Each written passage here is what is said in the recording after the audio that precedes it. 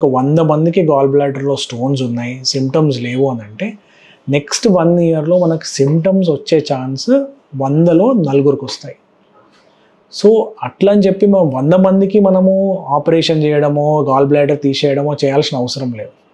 కాకపోతే ఒక్కసారి ఇన్ఫెక్షన్ వచ్చిందనుకోండి, అంటే మీకు పెయిన్ రావడము, జాండీస్ రావడము, ఫీవర్ రావడము, వామిటింగ్స్ రావడం, ఇలాంటి సింప్టమ్స్ వచ్చాయి గాల్ బ్లాడర్‌తో ఇన్ఫెక్షన్ అయ్యి అనంటే, నెక్స్ట్ రికరెంట్ ఇన్ఫెక్షన్ వచ్చే ఛాన్స్ 50% ఉంటుంది.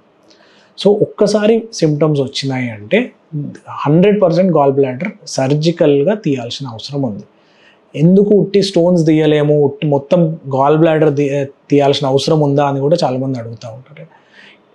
ఉట్టి స్టోన్స్ తీసి గాల్ బ్లాడర్‌కి కుట్లేయడం అనేది కుదరదండి. ఎందుకంటే గాల్ బ్లాడర్ చాలా ఫ్రెజైల్ ఆర్గన్.